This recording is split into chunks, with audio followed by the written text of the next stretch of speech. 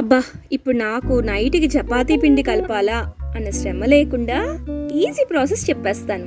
ముందుగా అయితే ఒక చిన్న మిక్సీ జార్‌లో ఒక 1 కప్ చపాతీ పిండి ఏసేసుకొని కొంచెం ఆయిల్ యాడ్ చేసుకొని ఒకసారి మిక్సీ పట్టేసుకోండి. దాంట్లోకి ఒక హాఫ్ కప్ వాటర్ యాడ్ చేసేసుకొని ఇంకొకసారి మిక్సీ పట్టేసుకోండి. మనం మిక్సీ పట్టేసుకున్నప్పుడే తెలిసిపోతుంది, ఆల్రెడీ డో ప్రిపేర్ అయిపోతుంది చూసారా? ఇప్పుడు ఈ డో చూసారా ఎంత బాగా వచ్చిందో?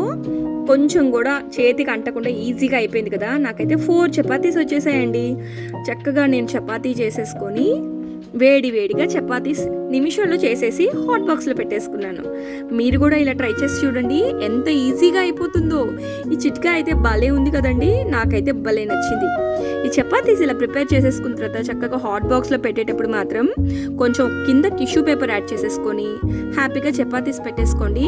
చేతికి కొంచెం కూడా అంటకుండా ఇలా చపాతీలు ప్రిపేర్ చేసేసుకోండి మీరు కూడా.